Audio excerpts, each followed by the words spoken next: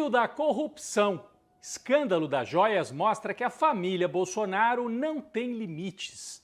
Militares foram usados para resgatar da alfândega as peças doadas pelos árabes e que o ex-presidente pretendia guardar como patrimônio particular. No Dia Internacional da Mulher, o governo assina um projeto de lei para que as empresas sejam obrigadas a pagar salários iguais para elas e para eles. Deputado bolsonarista sobe à tribuna usando uma peruca e ofende as mulheres trans. Vários partidos pedem a cassação do político que costuma agir como um delinquente. Eu sou Rodrigo Viana e esse é o Tempero da Notícia. Está começando agora.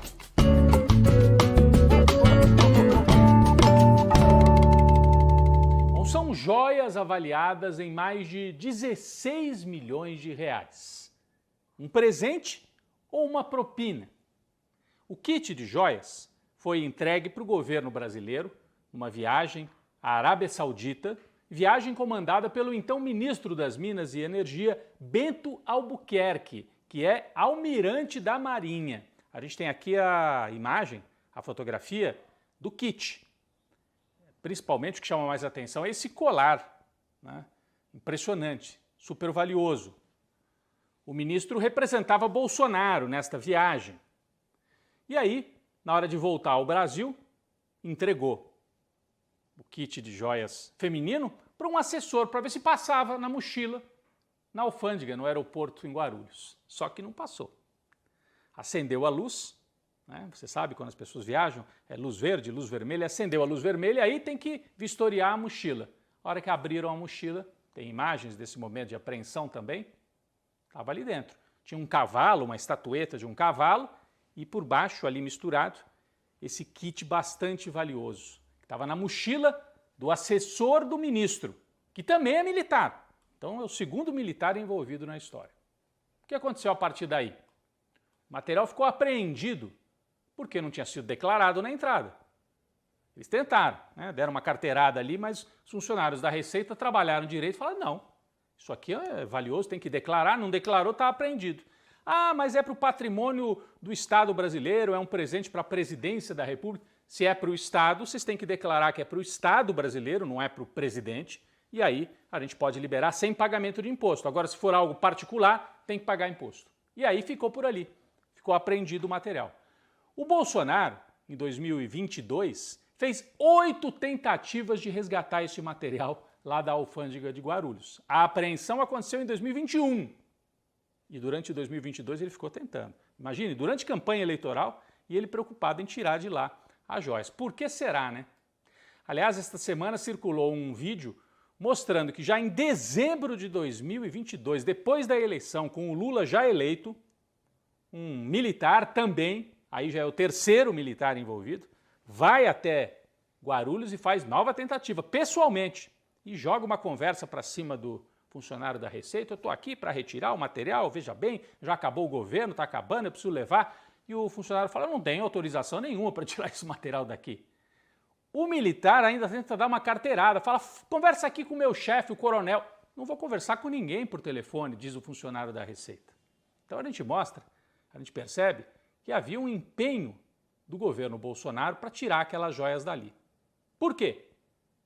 Porque ele queria incorporar o patrimônio privado, o patrimônio particular da família e não do Estado brasileiro, o que é proibido por lei. Durante toda a semana circulou a informação, e aí se confirmou inclusive por documentos, que um segundo kit de joias, este masculino, olha aqui, a gente tem a imagem também, ó, aí a peça principal é um relógio, bastante valioso também, não tanto como o kit feminino, mas bastante valioso. Esse segundo kit passou pela alfândega. Passou, no meio ali das bagagens. Quem será que estava trazendo? Será que foi o próprio ministro? E aí não foi vistoriado e passou o kit? Com quem ficou esse kit masculino? Com o Jair Bolsonaro. Aliás, em entrevista lá nos Estados Unidos, o ex-presidente deixou escapar uma frase esquisitíssima. Conversando com os apoiadores dele, com algum jornalista, falou o seguinte, não, veja bem, esse presente foi acertado pelo pessoal lá dos Emirados Árabes. Presente acertado. Presente ou você ganha ou você não ganha, você não acerta. que você acerta é um prêmio. O que você acerta, talvez, é uma propina. Essa é a primeira dúvida. Que história é essa de presente acertado? Segundo, a viagem foi à Arábia Saudita e o Bolsonaro falou em Emirados Árabes. E aí chama a atenção, porque quem comprou a refinaria privatizada pela Petrobras na Bahia, durante o governo Bolsonaro, um fundo de investimentos dos Emirados Árabes Unidos. Muita gente, então, levantou a hipótese, será que essas joias foram uma espécie de propina porque o governo Bolsonaro facilitou a venda da refinaria para esse fundo privado dos Emirados Árabes Unidos? Poderia ter sido uma espécie de agradecimento pela venda, que foi quase uma entrega, assim, da refinaria Landulfo Alves, a mais antiga do Brasil, no estado da Bahia. Esse é o escândalo que está nas manchetes há 10 dias, pelo menos. Já tem pedido de CPI no Congresso para investigar o escândalo das joias. Já tem também investigação da Polícia Federal, da Receita Federal, da Controladoria Geral da União, vários órgãos investigando esse caso. Teoricamente, há um momento político bastante ruim para o Bolsonaro, inclusive o partido dele, o PL, suspendeu aquela ideia de lançar a Michele Bolsonaro como uma liderança política, porque a ideia deles era essa. O Bolsonaro está meio queimado, saiu do governo, a Michele tem boa imagem junto às mulheres evangélicas, né? Gostemos ou não, mas enfim, ela tem uma imagem forte junto às mulheres, sabe se comunicar, então o plano do PL, o partido do Bolsonaro, era lançar a Michele como liderança, fazer palestras, percorrer o país, mas com essa história das joias eles suspenderam. Inclusive tem um setor do PL, partido, que quer se afastar dos Bolsonaro. Está defendendo o afastamento em relação a toda a família Bolsonaro. Bom, teoricamente, então, o momento ruim de Bolsonaro facilitaria a vida de Lula, certo? Para ir aprovando as coisas no Congresso, avançando no governo? Não é bem assim. O presidente Lula está com dificuldades na articulação da base de apoio no Congresso. Os partidos mais próximos ali de esquerda, centro-esquerda, têm apenas 130 votos na Câmara dos Deputados, em 513, 130 é pouco. Aí tem lá o MDB, o PSD do Kassab, somando esses partidos, não dá maioria ainda. De quem que o Lula depende para aprovar projetos de lei? Depende do Centrão, o velho Centrão, os partidos tradicionais, que vendem o seu apoio independentemente do governo que está no poder. Quem é que opera o Centrão, quem é que coordena? O Arthur Lira, que foi reeleito presidente da Câmara. Bom, na semana que passou havia grande expectativa de que Lula demitisse o ministro das Comunicações, Juscelino Filho. Lembram dele? Está aqui a foto, olha. Não disse a que veio, ministro das Comunicações que não entende de comunicação, se envolveu em escândalo, pegou avião para ir para São Paulo para participar de evento particular. Então estava com a pinta de que seria demitido pelo Lula. O Lula convocou para uma reunião, botou panos quentes e não demitiu o Juscelino. Por quê? Porque o Juscelino é da turma do Centrão. Se o Lula demitisse o Juscelino, ia aumentar o problema dentro da Câmara, dificultar ainda mais. O Arthur Lira sentiu esse momento de fragilidade do Lula, do governo, e está querendo arrancar mais concessões. Ele quer cargos de segundo escalão, terceiro escalão, principalmente na Codevasf, que mexe ali com obras no interior do Nordeste do Brasil. O Arthur Lira sentiu a fragilidade do governo na Câmara e fez uma declaração em São Paulo. Nós temos aqui um evento com empresários, disse: o Lula não tem base para aprovar nada no Congresso. Ele quer dizer, vai ter que conversar comigo, porque sozinho não aprova nada. É uma situação difícil, que Lula ainda está manobrando, ao mesmo tempo em que tenta arrumar a casa no lado da economia, ele tem que negociar com o Centrão, o Congresso Nacional. No campo político, a possibilidade de criação de uma super aliança conservadora, uma federação partidária que uniria o partido do Lira, o PP, com União Brasil e com o Avante.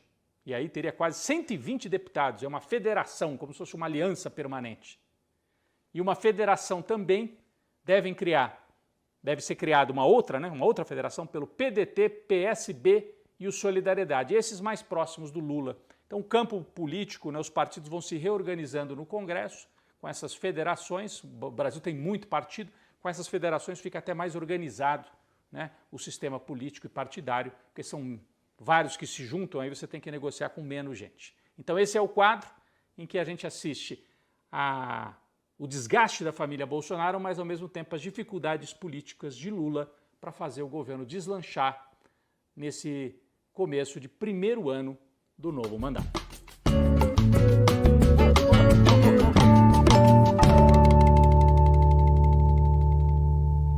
Nosso cafezinho esta semana, um café histórico, importante, pelo Dia Internacional da Luta das Mulheres, dia 8 de março, na semana que passou. E nesse dia, o presidente Lula reuniu as ministras, né, várias assessoras no Palácio do Planalto e assinou uma série de medidas importantes. Talvez a mais marcante delas, projeto de lei que obriga as empresas a pagar salários iguais para homens e mulheres. Hoje há uma diferença que passa de 25% na média. As mulheres exercendo a mesma função ganham menos do que os homens. Então esse projeto de lei e uma série de outras medidas, como o reforço, a retomada do 180, número importante para que as mulheres façam denúncias de violência. Quase sempre a violência parte do parceiro, do companheiro, do marido, do namorado, então tem que ter o recurso, o Estado tem que dar esse apoio. Também a retomada do programa Casa da Mulher, foi criado ali na época da Dilma, 40 novas casas para a acolhida de mulheres também vítimas de violência no Brasil. E também um programa para que mulheres que sofrem violência sejam reinseridas no mercado de trabalho, uma reserva de vagas para as mulheres vítimas de violência. Tudo isso foi anunciado nesse evento no Palácio do Planalto, que foi marcado também pela presença de Dilma Rousseff. Ela foi muito aplaudida como uma espécie de símbolo da retomada do respeito às mulheres. A Dilma, que foi afastada do poder, a primeira e única mulher a exercer a presidência da República no Brasil. Vocês se lembram, depois o governo Temer assumiu com ministros, todos os ministros homens, e o Bolsonaro com o desrespeito, o ataque, o ódio realmente disseminado contra as mulheres. Então a Dilma muito aplaudida durante este evento. Importante o dia 8 de março, essas medidas e o caráter simbólico, né, na retomada da democracia no Brasil, mas o caminho será longo. O bolsonarismo segue vivo, o ódio contra as mulheres, o feminicídio, tudo isso tem que ser denunciado e tem que ser enfrentado.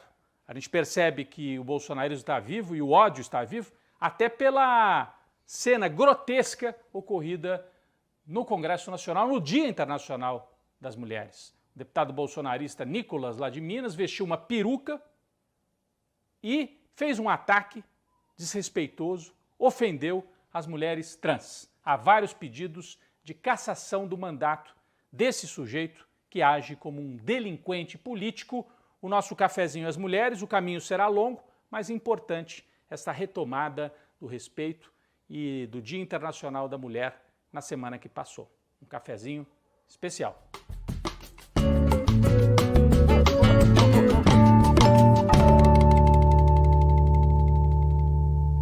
A nossa sobremesa desta semana é a indicação de uma série que está no canal HBO em português, né? A série The Last of Us, né? Que conta a história de um momento de realidade distópica. O que quer dizer isso? É um momento em que a civilização praticamente se desfaz. Tudo se passa nos Estados Unidos, mas dá a entender que no planeta inteiro o problema é o mesmo. Então é um fungo que ameaça a civilização. Ele vai tomando conta das pessoas, que se transformam em uma espécie de monstros, né? Umas pessoas atacam as outras, e isso vai provocando o desmonte da organização social. A série é uma adaptação de um jogo que faz muito sucesso entre adolescentes e jovens. Então é interessante também porque são os novos tempos, né? Esse diálogo entre a televisão, entre a produção no streaming e os games, os jogos.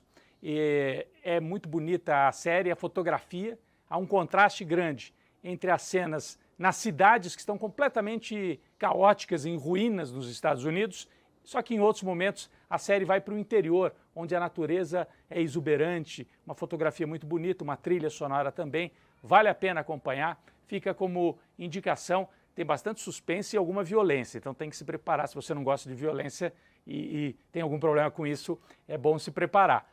Vale a pena porque é uma linguagem nova e tem esse diálogo com o mundo também dos games, pelo menos a história vem de lá. A indicação The Last of Us é a nossa sobremesa desta semana.